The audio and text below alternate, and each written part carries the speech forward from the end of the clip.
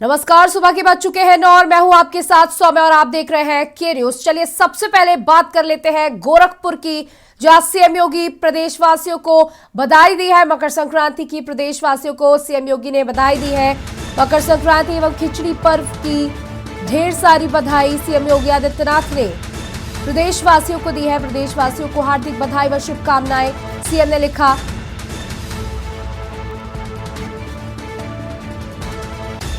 आपको बता दें, सुबह 4 बजे आज सीएम योगी आदित्यनाथ ने सबसे पहले बाबा गोरखनाथ को खिचड़ी चढ़ाई। उसके बाद सुबह 4 बजे से ही मंदिर के कपाट खोल दिए गए और श्रद्धालुओं का आना जाना शुरू हो गया। खिचड़ी के पर्व को देखते हुए सीएम योगी आदित्यनाथ ने प्रदेशवासियों को हार्दिक बधाई व शुभकामनाएं दी है।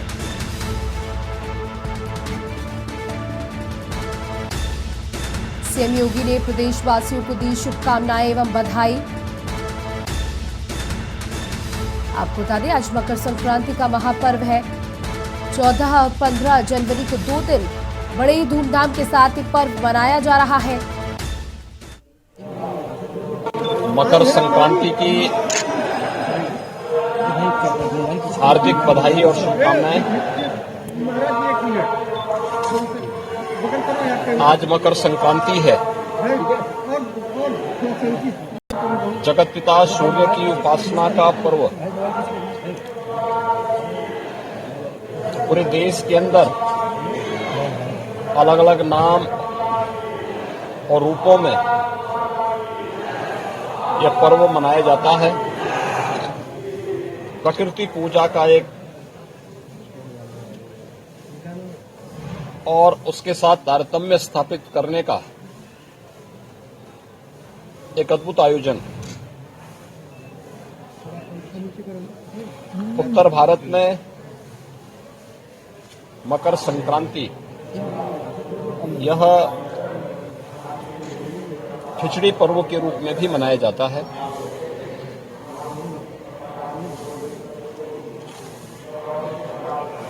इस माह में लाखों की संख्या में कल्पवासी प्रयागराज में 1 महीने तक प्रवास करते हैं। साधना और अनुष्ठान के कार्यक्रम के साथ जुड़ते हैं। मकर संक्रांति का स्नान प्रयागराज में, अन्य तीर्थों में पूरे उत्साह और उमंग के साथ प्रारंभ हो चुका है। तो गोरखपुर में अवतार महायोगी बाबा गोरखनाथ जी को लाखों की संख्या में श्रद्धालुजन अपनी आस्था की पवित्र खिचड़ी चढ़ाने के लिए आए हैं। मैं इस अवसर पर पूरे प्रदेश वासियों को मकर संक्रांति की हार्दिक बधाई देता हूं। जगत पिता सूर्य से पूरे प्रदेश वासियों की शुभ और मंगलमय जीवन की कामना करता हूं।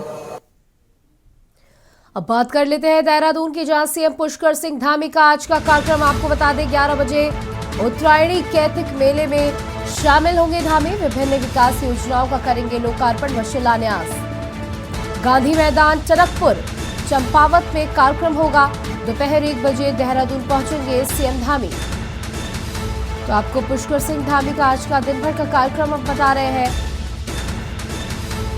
जहां 11 बजे उत्तरायणी कौतिक मेले में शामिल होंगे सीएम धामी। विभिन्न विकास योजनाओं का लोकार्पण और शिलान्यास करेंगे। जहां गांधी मैदान टनकपुर चंपावत में कार्यक्रम होगा। दोपहर 1 बजे देहरादून पहुंचेंगे सीएम पुष्कर सिंह धामी। सीएम पुष्कर सिंह धामी का आज का कार्यक्रम आपको बता रहे देहरादून से बड़ी खबर। 11 बजे उत्तरायणी कौतिक मेले में शामिल होंगे सीएम धामी। विभिन्न विकास योजनाओं का करेंगे लोकार्पण व शिलान्यास। गांधी मैदान टनकपुर चंपावत में कार्यक्रम होगा। 11 बजे उत्तरायणी कौतिक मेले में शामिल होंगे सीएम धामी।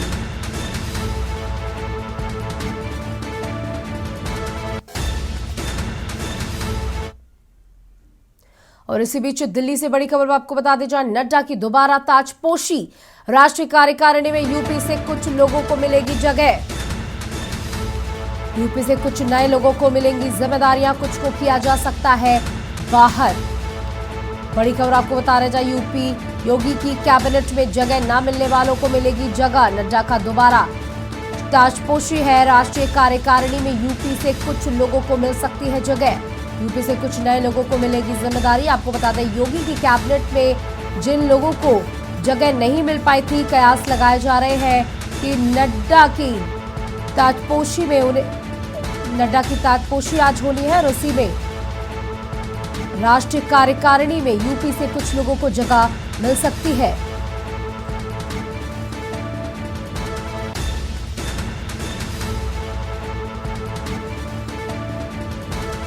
तो दिल्ली से ये बड़ी खबर हम आपको बता रहे हैं, जहां राष्ट्रीय कार्यकारिणी में यूपी से कुछ खास लोगों को जगह मिल सकती है।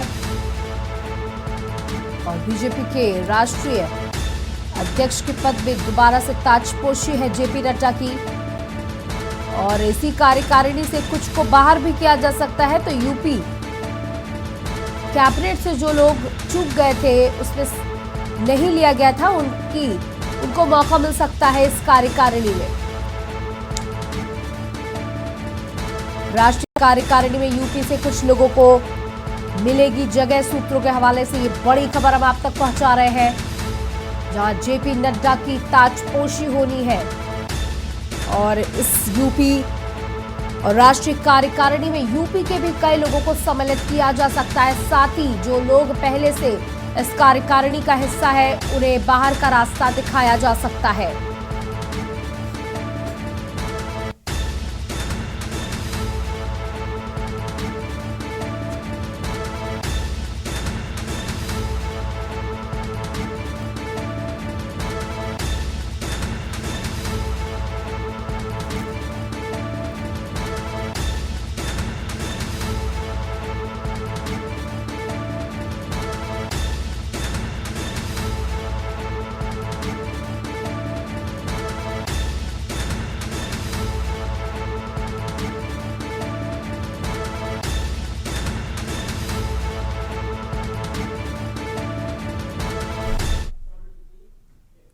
और अगली बड़ी खबर आपको दिल्ली से बता दी, जहां 16-17 जनवरी बीजेपी की कार्यकारिणी की बड़ी बैठक में सीएम योगी केशव मौर्य शामिल होंगे।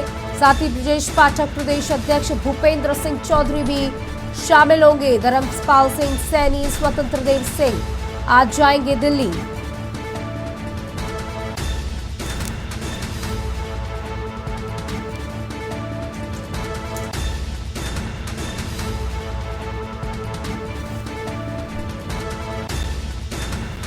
तो ये बड़ी खबर हम आपको दिल्ली से बता रहे हैं, जहां कार्यकारिणी की बैठक पे CM Yogi Adityanath, deputy CM Keshav Maurya, Brajesh Pathak, प्रदेश अध्यक्ष भूपेंद्र सिंह चौधरी, धर्मपाल सिंह सैनी, स्वतंत्र देव सिंह, ये सभी आज दिल्ली जाएंगे और राष्ट्रीय कार्यकारिणी की बैठक में हिस्सा लेंगे। और आपको बता दें, इस बैठक की अध्यक्षता खुद प्रधानमंत्री नरेंद्र मोदी कर रहे हैं। इस बैठक में रक्षा मंत्री राजनाथ सिंह, गृह मंत्री अमित शाह समेत बड़े बड़े दिग्गज नेता मौजूद रहेंगे। साथ ही यूपी से CM Yogi Adityanath, deputy CM Keshav Prasad Maurya, Brajesh Pathak, Dharmpal Singh Saini, प्रदेश अध्यक्ष भूपेंद्र सिंह चौधरी आज दिल्ली के लिए रवाना होंगे।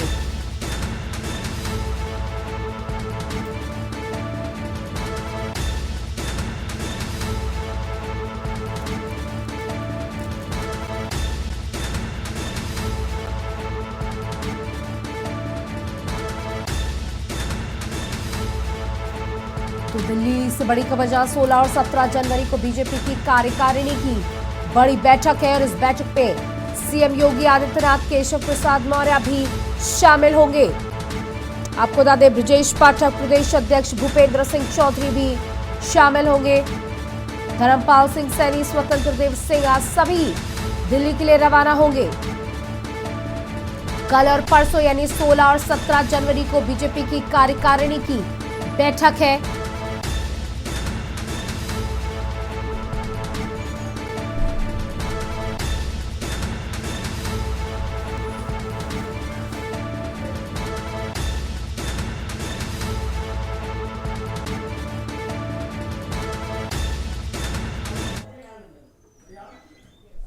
और इसी बीच आपको लखनऊ से बड़ी खबर बता दें। लखनऊ से इस वक्त की बड़ी खबर, जहां आर्थिक विकास के मामले में यूपी सरकार आगे। उत्तर प्रदेश विश्व में सबसे आगे, योगी सरकार। सरकार की बड़ी उपलब्धि विश्व बैंक से हुई प्राप्त। आंकड़ों के अनुसार दुनिया की आर्थिक विकास दर 5%, भारत की विकास दर 7% और यूपी की विकास दर 8%। 2016 से 2021 तक का सफर ये आंकड़े अब आप तक पहुंचा रहे हैं, जहां विश्व बैंक की तरफ से ये आंकड़े आए हैं, जहां पूरी दुनिया की अगर विकास दर की बात की जाए तो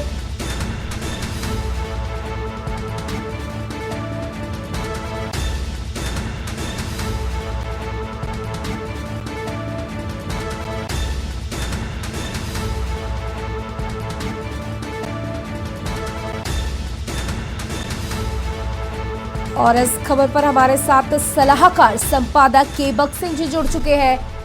सर, आपसे जानना चाहूंगी, यूपी लगातार तेजी के साथ बढ़ रहा है, जहां सीएम योगी आदित्यनाथ का सपना है कि उत्तर प्रदेश को उत्तम प्रदेश बनाना है, और जो ये आंकड़े आए हैं कहीं ना कहीं एक झलक है, क्या बताएंगे? देखिए सर, ये जो विकास दर, विश्व की विकास दर, इसमें पूरे विश्व की विकास दर 5% है। जो विश्व बैंक और यूपी टेस्ट ने आंकड़े जारी किए हैं उसके अनुसार उत्तर प्रदेश और देश की जो आर्थिक विकास दर 7%, उत्तर प्रदेश की आर्थिक विकास 8%। तो ये साबित करती उत्तर प्रदेश में दिनों दिन रातों दिन विकास हो रहा है। और ये मुद्दा इसलिए महत्वपूर्ण हो जाता है कि यूपी में 2023 में इन्वेस्टर मीट होना है, तो विकास दर को देखते हुए उत्तर प्रदेश में निवेश के आने की ज्यादा संभावना है। तो ये उत्तर प्रदेश के लिए एक अच्छी खबर है कि विकास दर के साथ साथ निवेश के लिए भी एक प्लेटफॉर्म तैयार किया जा रहा है, और जो ग्लोबल निवेश के लिए यहाँ पे आयोजन किया जा रहा है, फरवरी में होगा। तो उत्तर प्रदेश की बड़ी खबर है और खुशी की खबर है सामने। जी बिल्कुल, जिस तरीके से अगर हम भारत की बात करें तो आर्थिक राजधानी के रूप में हम हमेशा महाराष्ट्र को याद करते हैं कि मुंबई जो है वो आर्थिक राजधानी है देश की। लेकिन सीएम योगी आदित्यनाथ का ये सपना है, खुद प्रधानमंत्री का भी सपना है, क्योंकि उत्तर प्रदेश सबसे बड़ा राज्य है तो इसकी उपलब्धि भी सबसे बड़ी होनी चाहिए। तो इसके लिए लगातार मुंबई जाकर के, दिल्ली जाकर के बड़े बड़े उद्योगपतियों से मिलना, तो कहीं ना कहीं इस तरीके की चीजें जो है वो उत्तर प्रदेश को अग्रसर कर रही है। देखिए, जैसे कि अगर विकास दर की बात करें, थाईलैंड और फिलीपींस की बात करें, तो उत्तर प्रदेश विकास दर उससे 8 गुना अधिक है। तो कुल मिला के स्थिति उत्तर प्रदेश की विकास दर के हिसाब से बहुत अच्छी है। और जो उत्तर प्रदेश में ग्लोबल इन्वेस्टर समिट होने जा रहा है, उससे उत्तर प्रदेश विकास की निवेश ज्यादा होने की संभावना है। ये साबित करता है, आंकड़े साबित करते हैं उत्तर प्रदेश में विकास दर है, तो उत्तर प्रदेश अब उत्तम प्रदेश बनेगा योगी राज में। बिल्कुल, बहुत बहुत शुक्रिया केबक सिंह जी हमारे साथ जुड़ने के लिए। तो जिस तरीके से सीएम योगी आदित्यनाथ उत्तर प्रदेश को उत्तम प्रदेश बनाने में जुटे हुए हैं, उसकी पहली बानगी भी आ गई है। आपको बता दें, उत्तर प्रदेश विश्व में सबसे आगे है। ये सरकार लगातार प्रयासरत है कि उत्तर प्रदेश में किस तरीके से लगातार काम किया जाए। तो आपको अगली बड़ी खबर कानपुर से बता दी जाए। कानपुर दौरे पर बीजेपी प्रदेश अध्यक्ष भूपेंद्र सिंह चौधरी कानपुर प्रवास पर रहेंगे। प्रदेश अध्यक्ष भूपेंद्र सिंह चौधरी एमएलसी प्रत्याशी अरुण पाठक के चुनाव कार्यालय का करेंगे उद्घाटन। रेणु रंजन भदौरिया के चुनाव कार्यालय का भी करेंगे उद्घाटन।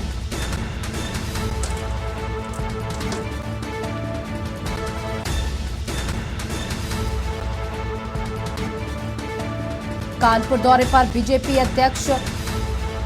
उत्तर प्रदेश अध्यक्ष भूपेंद्र सिंह चौधरी और आपको बता दें एमएलसी प्रत्याशी अरुण पाठक के चुनाव कार्यालय का करेंगे उद्घाटन। साथ ही वेणु रंजन भदौरिया के चुनाव कार्यालय का उद्घाटन करेंगे। आपको बता दें, एमएलसी के चुनाव है, जिसको देखते हुए भूपेंद्र सिंह चौधरी का ये दौरा काफी महत्वपूर्ण भी माना जा रहा है। हालांकि वो कार्यालय का उद्घाटन करने आ रहे हैं, लेकिन लोगों से मुलाकात करेंगे तो कहीं ना कहीं इसका असर जरूर पड़ेगा।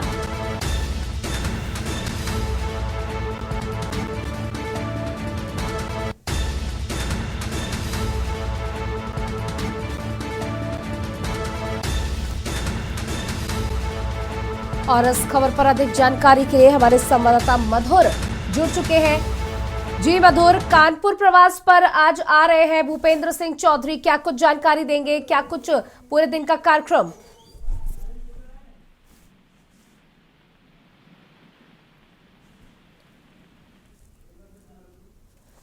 जी मधुर, आपसे जानना चाहूंगी, आज भूपेंद्र सिंह चौधरी कानपुर में रहेंगे, क्या कुछ कार्यक्रम रहेगा पूरे दिन का?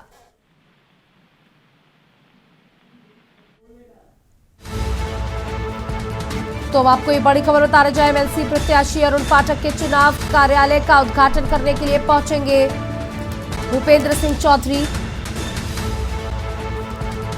कानपुर दौरे पर बीजेपी प्रदेश अध्यक्ष भूपेंद्र सिंह चौधरी।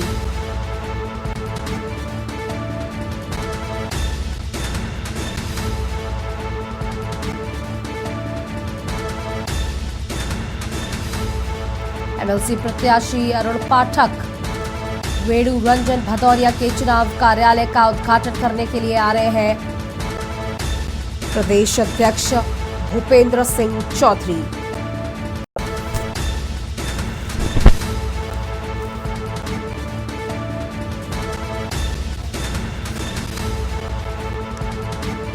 इस खबर पर अधिक जानकारी के लिए संवाददाता मधुर हमारे साथ जुड़ चुके हैं। जी मधुर, आपसे जानना चाहूंगी, आज भूपेंद्र सिंह चौधरी कानपुर आ रहे हैं, पूरे दिन का क्या कुछ का कार्यक्रम है इनका?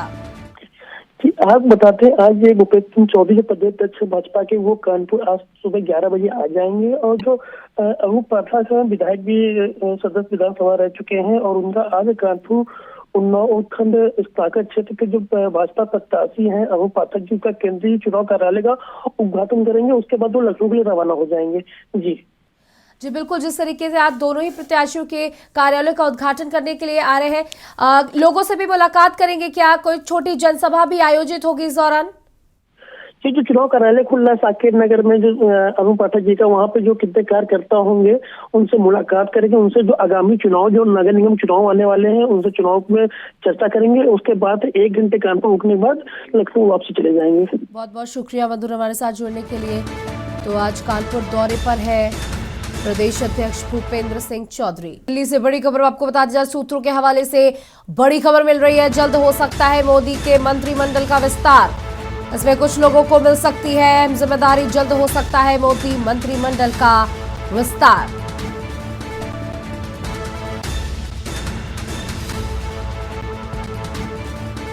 आपको बता दें, मोदी मंत्रिमंडल का विस्तार हो सकता है और 16 और 17 जनवरी को बड़ी बैठक भी है राष्ट्रीय कार्यकारिणी की, जिसमें खुद मोदी, प्रधानमंत्री नरेंद्र मोदी अध्यक्षता करेंगे, साथ ही अमित शाह, राजनाथ सिंह।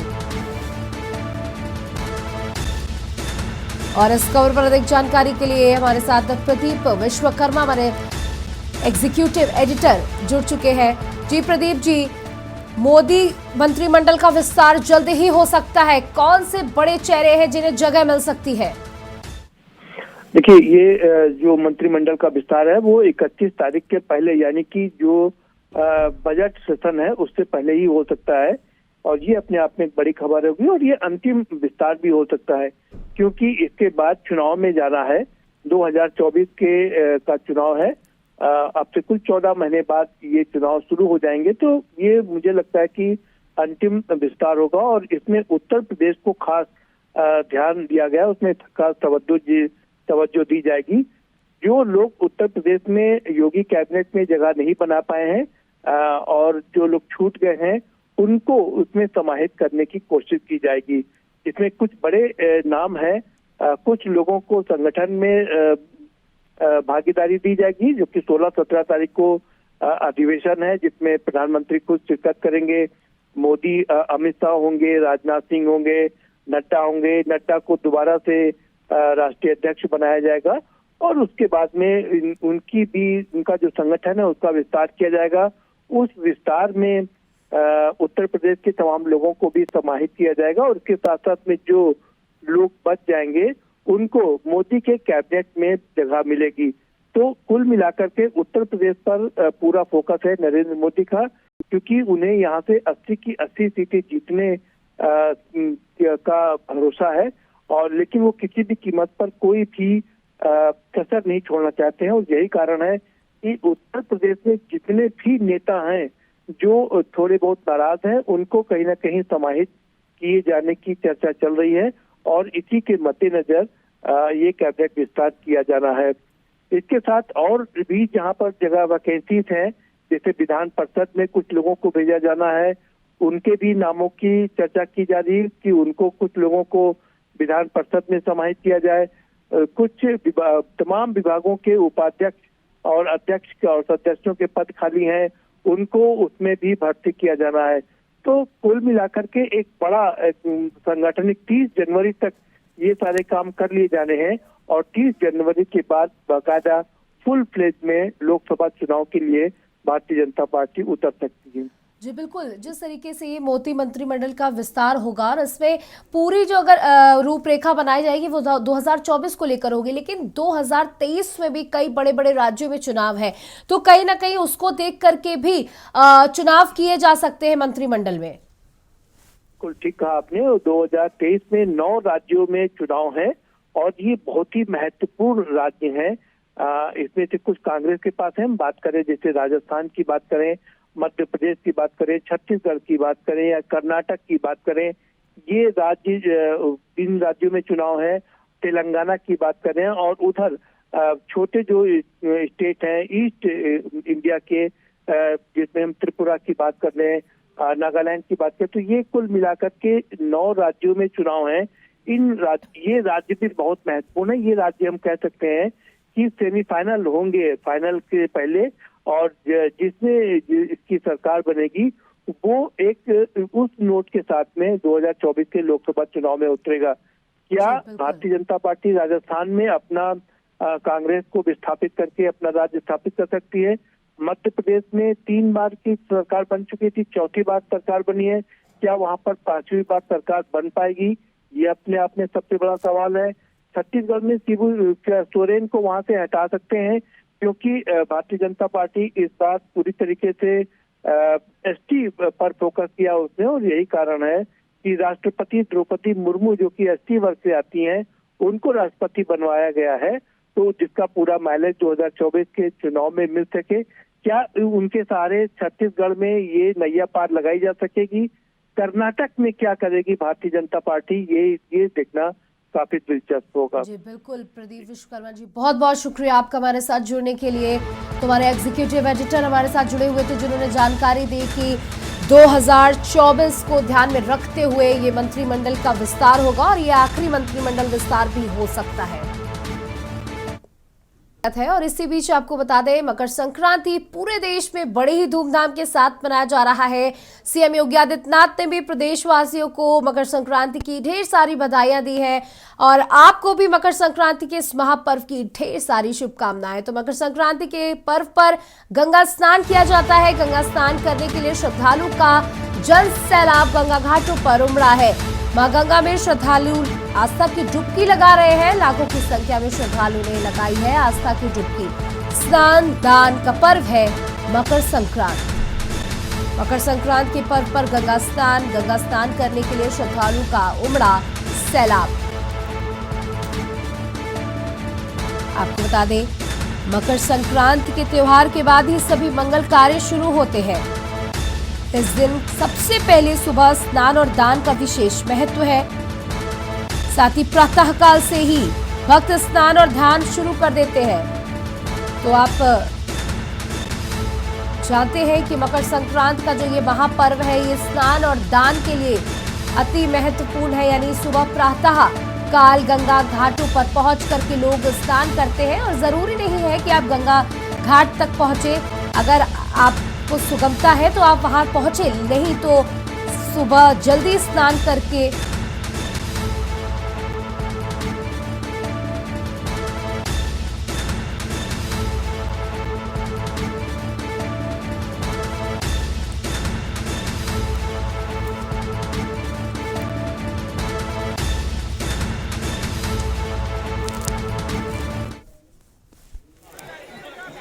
जी बिल्कुल, ये तस्वीरें हम आपको दिखा रहे हैं आपकी टेलीविजन स्क्रीन पर और पूरे देश की अलग अलग जगहों से ये तस्वीर है। वाराणसी, प्रयागराज, अयोध्या, ऋषिकेश, ये तस्वीरें हरिद्वार से आपको दिखा रहे हैं, जहां हमारे साथ हमारे संवाददाता विक्की डे, वाराणसी से विनय मिश्रा, प्रयागराज से आरपी सिंह, अयोध्या से और बसंत कश्यप ऋषिकेश से जुड़ चुके हैं। आप सभी का बहुत बहुत स्वागत है और मकर संक्रांति की ढेर सारी शुभकामनाएं। तो सबसे पहले मैं सवाल लेना चाहूंगी विक्की डे से, क्योंकि कल भी हमने आपसे नज़ारा पूछा था, क्योंकि 2 दिन मकर संक्रांति का ये पर्व मनाया जा रहा है। आज किस तरीके से आस्था का जन सैलाब देखने को मिल रहा है?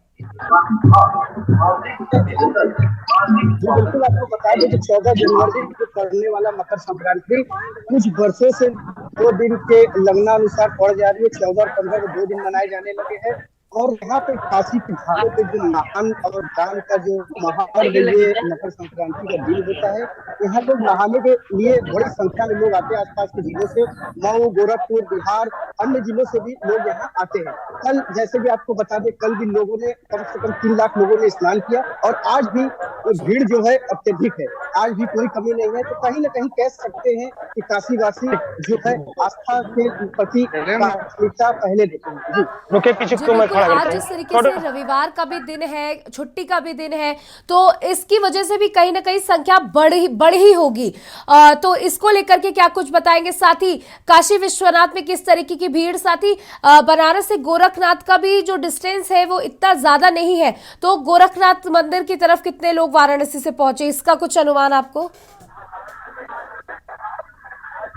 जी बिल्कुल, आपको बता दें कि गोरखनाथ मंदिर जैसे गोरखपुर जैसा आप कह रहे हैं कि वहां से भी कम से कम 20 से 25% लोग तो पहुंचते ही हैं काशी पे, क्योंकि काशी अपने आप में एक अलग महत्व रखता है। यहाँ का जो गंगा है और यहाँ का जो काशी विश्वनाथ है, काशी विश्वनाथ के दर्शन मात्र से ही पुण्य की प्राप्ति होती है, ऐसा लोगों का मानना है। और इस समय घाटों पे बहुत अधिक भीड़ है। मैं अपने दर्शकों को दिखाना भी चाहूंगा, आप देख सकते हैं इस समय वाराणसी के घाटों पे तथा घाट की ये स्थिति है और यहाँ पे काफी संख्या में लोग नहा रहे, कल भी नहा रहे थे, आज भी लोग काफी संख्या में लोग नहा रहे हैं यहाँ पे।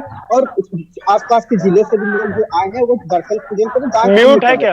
आज से भी बता दें कि आज के दिन विशेष महत्व है, विशेष महत्व आपको तिल और गुड़ का है, जो सेवन करते हैं लोग, उसका भी विशेष महत्व है। जी जी बिल्कुल, प्रयागराज से हमारे साथ हमारे संवाददाता विनय मिश्रा जुड़े हुए हैं। चलिए उनसे सवाल ले लेते हैं। विनय मिश्रा, क्योंकि यूपी में अलर्ट जारी किया गया था कि 14 से लेकर 19 तक काफी ठंड पड़ेगी और मौसम में बदलाव भी हुआ है, इसको लेकर के किस तरीके की गंगा घाटों पर भीड़ देखने को मिल रही है?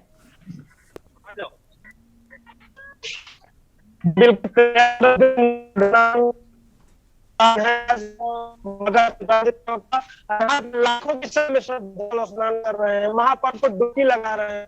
यहाँ पे जो है लाखों की संख्या में 2 दिन में लगभग 10 लाख। जी विनय, आपकी आवाज अब तक साफ नहीं आ रही। हमारे साथ आरपी सिंह संवाददाता अयोध्या से जुड़े हुए हैं, चलिए उनसे बात कर लेते हैं। जी आरपी सिंह जी, किस तरीके का माहौल अयोध्या में देखने को मिल रहा है? और आज रविवार का भी दिन है और मकर संक्रांति का दिन है और स्नान दान के साथ ही ये दिन शुरू होता है। अयोध्या में क्या कुछ तस्वीरें?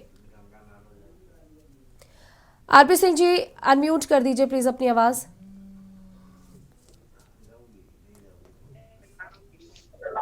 रामनगरी अयोध्या में इसमें भीड़ का बड़ी हुई, क्योंकि ठंडक भी ज्यादा है, लेकिन यहाँ के लोग जो है आस्था की डुबकी लगा रहे हैं और बच्चे भी बूढ़े भी जितने लोग हैं सब लोग यहाँ आस्था की डुबकी लगा रहे हैं।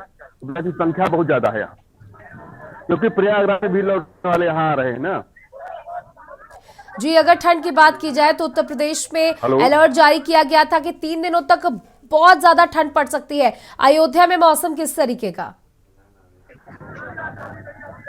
यहाँ पे तो हवाएं तेज चल रही है, ठंड बहुत ज्यादा है, लेकिन फिर भी आस्था के लोग यहाँ डुबकी लगा रहे हैं और जो प्रभावी है चारों तरफ से चुस्त एकदम खड़ा हुआ है यहाँ पे। चलिए ऋषिकेश चलते हैं, हमारे साथ हमारे संवाददाता बसंत वहां से जुड़े हुए हैं। जी बसंत, कल आपने बेहद खूबसूरत तस्वीरें हम तक पहुंचाई थी मकर संक्रांति की, और आज रविवार का भी दिन है और मकर संक्रांति है और आज के दिन के बाद से ही मंगल कार्यक्रम भी शुरू हो जाते हैं, तो आज क्या कुछ तस्वीरें देखने को मिल रही हैं?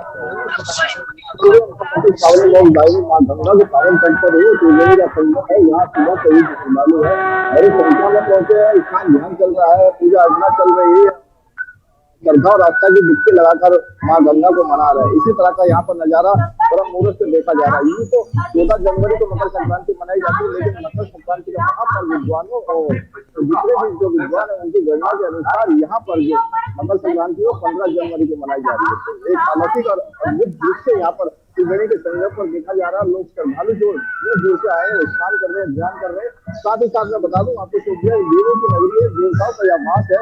उत्तराखंड देवों की नगरी माना जाता है कि देव डोलिया भी यहाँ पर स्नान के लिए आई है। जहाँ श्रद्धालु स्नान कर रहे हैं देव डोलिया भी स्नान कर रही है। तो अलौकिक दृश्य यहाँ पर देखने को मिलता है। यहाँ पर कुछ श्रद्धालु यहाँ पर मौजूद है जो स्नान करके आए हैं, ध्यान किया है और दान भी किया है। साथ ही उन्होंने क्या मनोकामना माँ गंगा से मांगी है कि किस तरह से ये जो सृष्टि है ये बनी रहे और उत्तराखंड के लोग सुरक्षित रहे, क्योंकि जोशी पक्ष में जिस तरह से हालात पैदा हुए हैं उसको लेकर के यहाँ जो लोग हैं यही मनोकामना कर रहे हैं कि माँ गंगा जोशी पक्ष की जिस तरह से आपदा है उसको संकट से दूर उभारे। इसी तरह की जो मनोकामना है ये लेकर के माँ गंगा के तट पर आए हैं। साथ ही देव डोलिया भी यहाँ पर स्नान कर रहे हैं। देखिए अलौकिक दृश्य इसलिए यहाँ पर दोगुना हो जाता है क्योंकि देवों की जो डोलिया है देवताओं का पास है वो यहाँ पर आता है और यहाँ पर आकर के माँ गंगा के पावन तट पर आकर के स्नान करते हैं और यहाँ से देवों की डोलिया फिर यहाँ से रवाना होती है अपने घर। जी बसंत कश्यप जी, देखिए जी बिल्कुल आपसे जानना चाहूंगी, हर प्रदेश में एक अलग अलग तरीके से चीजें बनाई जाती हैं। उत्तर प्रदेश में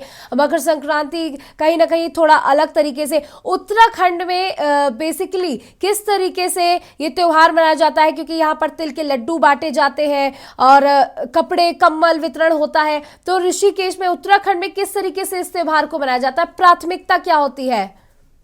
है कि आज सूर्य जो है धनु राशि से मकर राशि में प्रवेश करता है, बहुत धूमधाम से मनाया जाता है।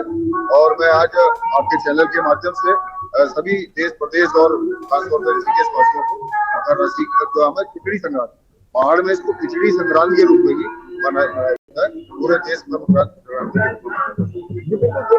संक्रांति के रूप में भी इसको मनाया जाता है। कहा जाता है कि उत्तराखंड देवों के रूप में देवताओं का यहाँ पर वास रहता है।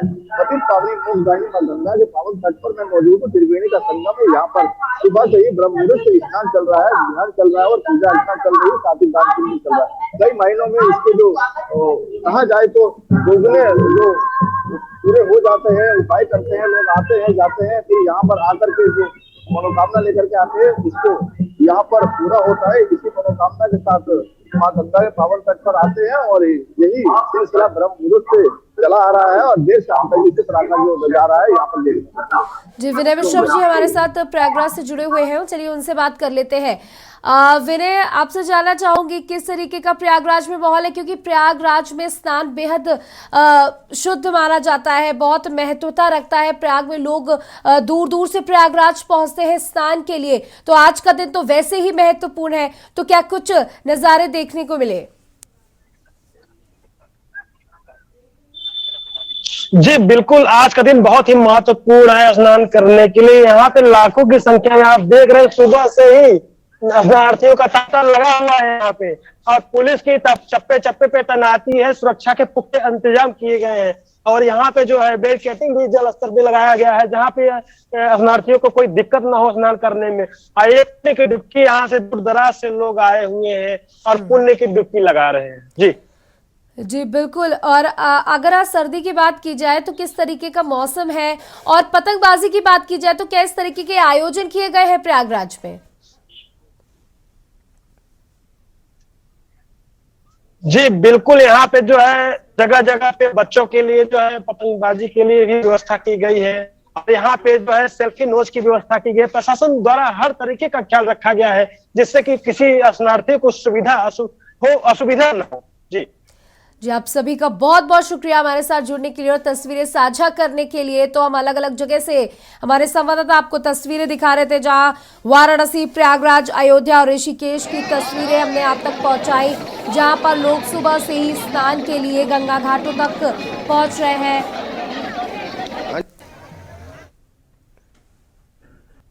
ब्रेक के बाद आपका स्वागत है और इसी बीच फर्रुखाबाद से बड़ी खबर आपको बता दें, जो एसपी अशोक कुमार मीणा का एक्शन जारी।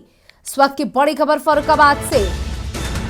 पांचाल घाट पर लगे मेले का किया औचक निरीक्षण। श्री राम नगरिया में देर रात्रि 1 बजे से किया निरीक्षण। एसपी ने मेला क्षेत्र में तैनात पुलिसकर्मियों के चेक किए ड्यूटी पॉइंट।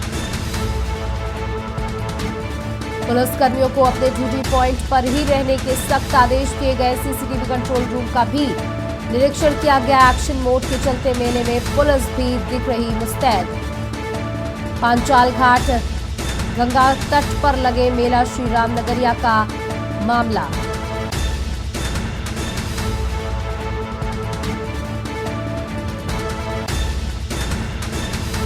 तो श्री राम नगरिया में देर रात्रि गश्त करते एसपी ने मेला क्षेत्र में तैनात पुलिसकर्मियों की ड्यूटी चेक करी। पुलिसकर्मी अपनी ड्यूटी पर तैनात है कि नहीं, इसको भी सुनिश्चित किया। आपको बता दें कि ये भव्य मेला यहां पर आयोजित हुआ है, जिसको लेकर के मेले में निरीक्षण करते एसपी। पांचाल घाट गंगा तट पर लगे मेला श्री राम नगरिया का निरीक्षण। फर्रुखाबाद से ये बड़ी खबर, जहां एसपी अशोक कुमार मीणा का एक्शन जारी।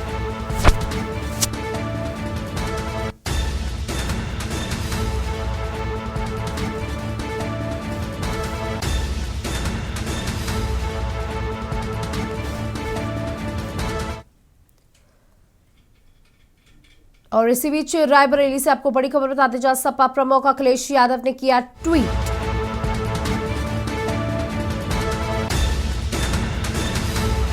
ट्वीट कर प्रदेश सरकार पर कसा तंज। रायबरेली की एक तस्वीर को दिखाते हुए कसा तंज। आपको बता दें अखिलेश यादव इस तरीके से रूलिंग पार्टी पर लगातार हमलावर होते रहते हैं सोशल मीडिया के माध्यम से। वही आपको ट्वीट हम दिखा रहे हैं अखिलेश यादव का, जहां एक तस्वीर को साझा करते हुए भाजपा सरकार पर तंज कसा है। यहां सिर पर पुआल लादकर जाती 10वीं की छात्रा, सरकार इनसे सिर से बोझ उतार उच्च शिक्षा प्रबंध करे, ऐसा अखिलेश यादव ने लिखा। दुर्घटना का शिकार हुए लोगों के परिजनों से मिलने पहुंचे थे अखिलेश। थाना गुरबख्शगंज के खगड़िया खेड़ा गांव पहुंचे अखिलेश।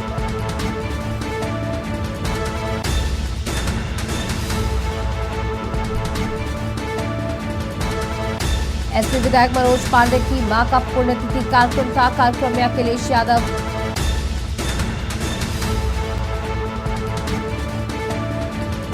पहुंचे थे। अखिलेश यादव लखनऊ से बड़ी खबर, यूपी में मौसम विभाग ने जारी की चेतावनी। 15 और 16 जनवरी को कई जिलों में कोहरे की चेतावनी। बांदा, चित्रकूट, कौशाम्बी, हाथरस में पड़ेगा घना कोहरा। कासगंज, एटा, फिरोजाबाद, इटावा में भी अलर्ट जारी। महोबा, ललितपुर और आसपास के इलाकों में अलर्ट। यूपी में मौसम विभाग ने जारी की चेतावनी। 15-16 जनवरी को कई जिलों में घना कोहरा पड़ने की चेतावनी। आपको बता दें बांदा, चित्रकूट, कौशाम्बी, हाथरस में पड़ेगा घना कोहरा। देखिए मौसम विभाग की चेतावनी सही साबित हो रही है। और आज 15 तारीख है और कल शाम से ही तेज हवाएं चलने लगी है, ठंडी हवाएं। हालांकि कुछ 2-3 दिन तक मौसम सामान्य रूप से रहा, लेकिन उसके बाद फिर से हवाएं तेज हो गई और घना कोहरा सड़कों पर देखा गया। और 15-16 तारीख तक इसी तरीके का मौसम होने की चेतावनी जारी की है मौसम विभाग ने। उत्तर प्रदेश के कई जिलों में घना कोहरा पड़ सकता है, जिसमें बांदा, कौशाम्बी जैसे जिले शामिल हैं। तो आपको बता दें कि बीएसपी अध्यक्ष मायावती का जन्मदिन है। बसपा प्रमुख मायावती के जन्मदिन की तैयारियां तेज है। जन कल्याणकारी दिवस के रूप में मायावती अपना जन्मदिन मनाएंगी। जन्मदिन पर पुस्तक का विमोचन करेंगी मायावती।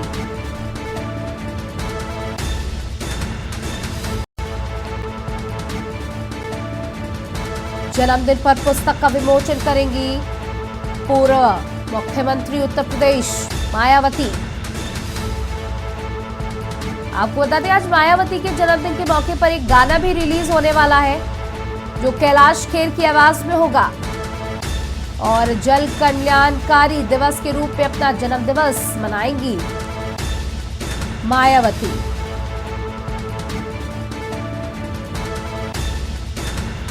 आज पूरे प्रदेश में बसपा के कार्यकर्ता अपने नेता का केक काटकर कई तरीके के कार्यक्रम कर इसे जन कल्याणकारी दिवस के रूप में मनाएंगे।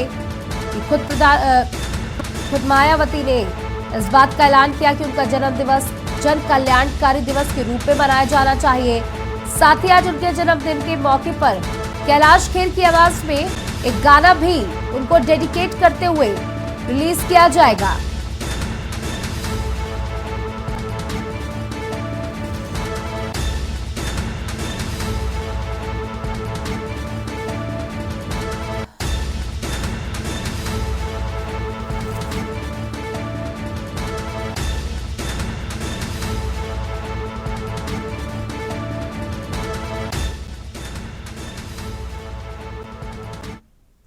और अगली बड़ी खबर आपको प्रयागराज से बता दें, जहां आज होगी जनपद स्तरीय इन्वेस्टर्स समिट।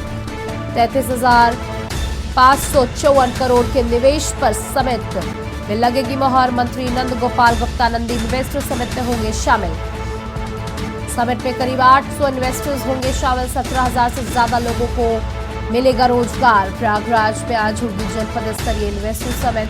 33,554 करोड़ के निवेश पर समिट में लगेगी मोहर। मंत्री नंद गोपाल नंदी इस इन्वेस्टर समिट में शामिल होंगे।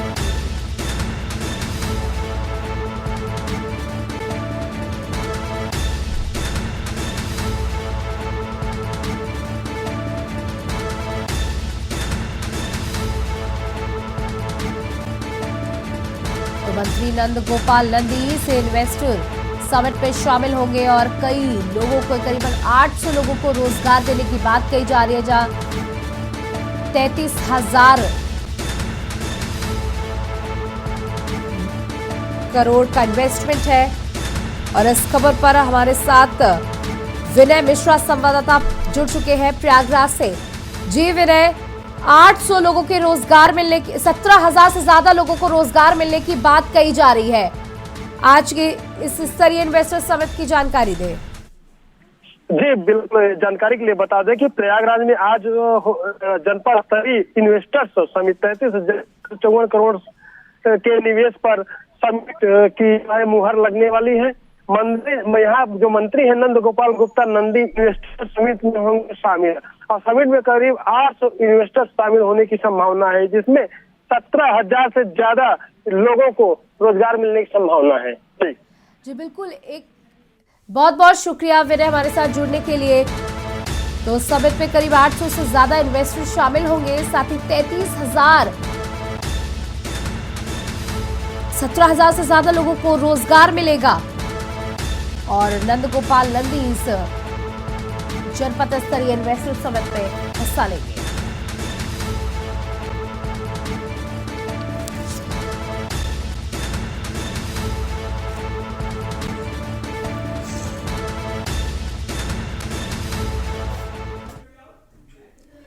अस्पतालों में जूनियर और सीनियर रेजिडेंट्स के भरोसे सिजेरियन ऑपरेशन समेत इलाज करे जा रहे हैं। सीनियर डॉक्टर ऑपरेशन में अब पीछे रहते हैं, तो वहीं रेजिडेंट डॉक्टरों के भरोसे ओटी से लेकर ओपीडी तक दे जाते हैं।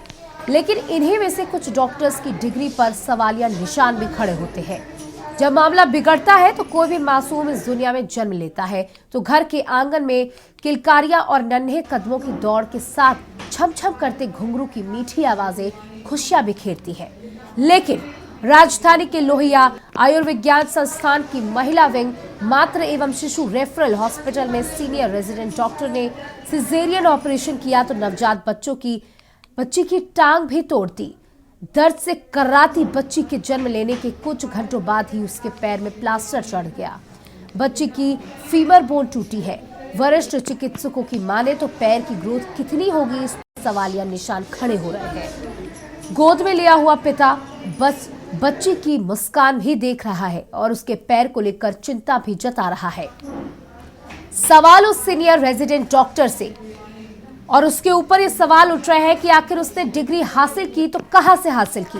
क्या उसने कोई प्रशिक्षण लिया था या फिर जबरन ही ऑपरेशन कर डाला? आखिर सीनियर डॉक्टर कहां थे? हेड ऑफ द डिपार्टमेंट कहां थी? क्या बच्ची के इस नुकसान की भरपाई डॉक्टर या अस्पताल प्रशासन करेगा या फिर मामला कुछ दिनों में दबकर खत्म हो जाएगा?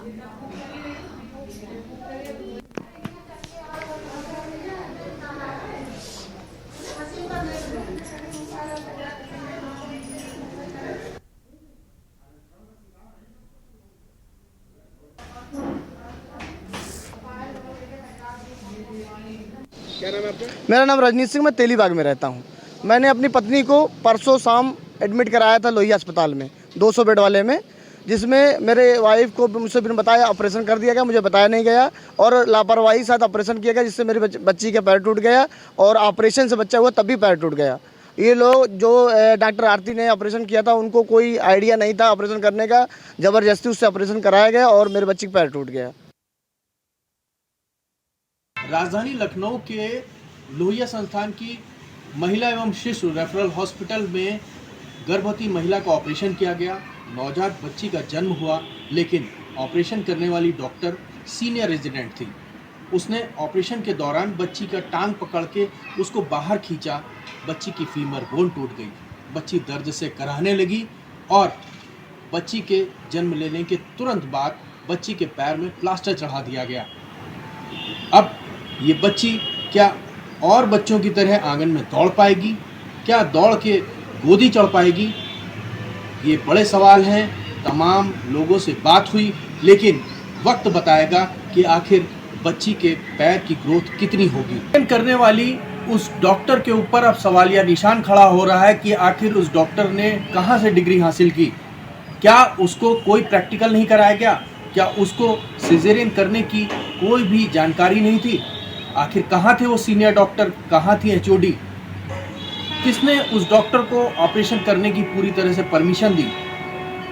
ये बड़े सवाल हैं। लगातार उस डॉक्टर पर सवाल उठ रहे हैं। क्या ऐसे ही डॉक्टर भविष्य की बागडोर संभालेंगे?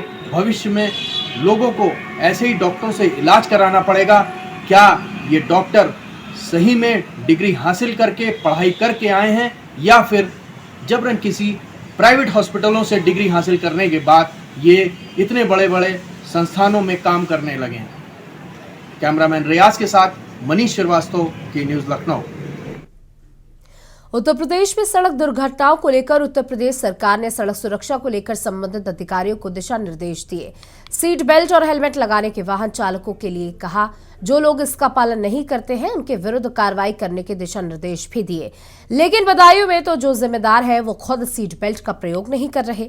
वहीं आपको बता दें कि अगर देखा जाए तो बदायूं में सरकार के आदेशों की भी जमकर धज्जियां उड़ाई जा रही है।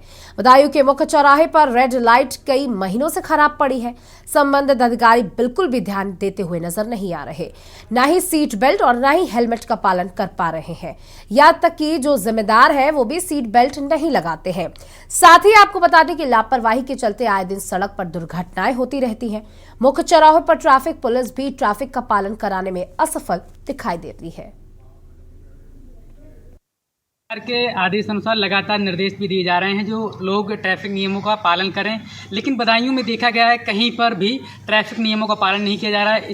इसको लेकर हमारे साथ खास बातचीत के लिए ARTO बदायूं मौजूद हैं। हम इनसे जानने की कोशिश करेंगे यहाँ पर जो व्यवस्थाएं हैं, ट्रैफिक रूल हैं, किस तरीके से ट्रैफिक नियमों का पालन किया जा रहा है, और हम बात करने की कोशिश करेंगे और बात करेंगे, जानेंगे इनसे कि ट्रैफिक नियमों का पालन किस प्रकार से कराया जा रहा है और क्या क्या व्यवस्थाएँ हैं। सर, स्वागत है आपका न्यूज़ इंडिया पे। सर, जानना चाहेंगे ट्रैफिक नियमों की जो व्यवस्थाएं हैं कैसी हैं बदायूं में? इसमें देखिए, सभी पब्लिक की जागरूक कर रहे हैं हम लोग। सभी ट्रैफिक नियमों का पालन करें और बाएं चलें, सुरक्षित चलें, शराब पी कर न चलाएं, तेज़ गाड़ी न चलाएं, हेलमेट लगा के चलाएं और सीट बेल्ट लगा के चलाएं और कम स्पीड में चलाएं, फॉग लाइट जला के चलें, ताकि हमारे यहाँ एक्सीडेंट कम से कम हो। सर, कई जगह देखा गया है कि जो रेड लाइटें हैं वो टूटी हुई पड़ी हैं, इनके लिए क्या व्यवस्था है? उसके लिए तो शासन जिम्मेदार है। हम देखिए, खास तौर से कोहराई बहुत पड़ रहा है, इसके लिए क्या तैयारी की गई है प्रशासन की तरफ से? हम लोगों की तरफ से है, सभी ट्रालियों में रिफ्लेक्टर लगाए जा रहे हैं। जो इस गाड़ी में रिफ्लेक्टर नहीं लगा उसमें रिफ्लेक्टर लगाया जा रहा है हम लोगों के द्वारा। रिफ्लेक्टर लगाने के बाद उसे दूर से दिखाई देता है ये गाड़ी आगे चल रही है। लाइट भी ख़राब है तो उसमें दिखाई देता है। तो इस तरह का जो है व्यवस्थाएं हैं, हम लोग पूरा कोशिश ये कर रहे हैं कि सभी लोग सुरक्षित चलें, आराम से। तो ये देखा आपने, हमारे साथ RTO बदायूं मौजूद थे और हमने बातचीत की और जाना कि यहाँ पर जो है यातायात नियमों का पालन किस प्रकार से किया जा रहा है। रितेश चौहान, के न्यूज़ इंडिया बदायूं। और फिलहाल न्यूज़ 9 में इतना ही। देखते रहिए के न्यूज़।